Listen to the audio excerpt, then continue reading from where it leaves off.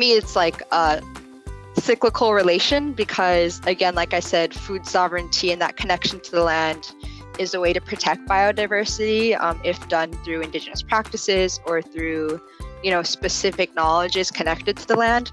But it in itself can also harm the land. And also, food sovereignty can be harmed by the state of the land if the land itself is not taken care of.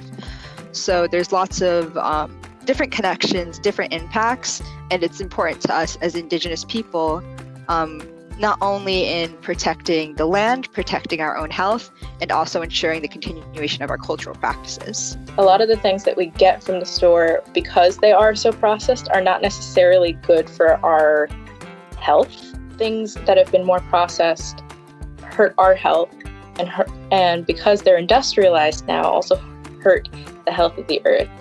In Big Cypress, we started a community garden, and honestly, it is surprising that even in Big Cypress, more people don't have their own little gardens or grow their own food. I guess that just made me think even in the places where we have space and the resources to create our own gardens and grow our own food, we don't do that.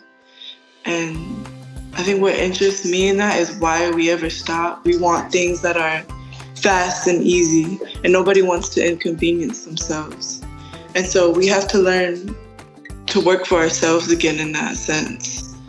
And, if we're strong individuals, then we're going to be a strong community that thinks and does things for themselves. I think something beautiful about food sovereignty on a global scale for Indigenous people is that it presents a connection for Indigenous kinship and solidarity, because there are foods that we can grow here in Florida. There are foods that the tribes in Ecuador and Brazil can grow that maybe tribes in so-called Canada can't grow because of their harsh winters. So it presents a huge network for Indigenous solidarity and Indigenous organization against industrial food markets and farming. So I think that it's a great thing to explore forward, because it also allows us to connect to each other in really meaningful and supportive ways, especially facing the climate crisis.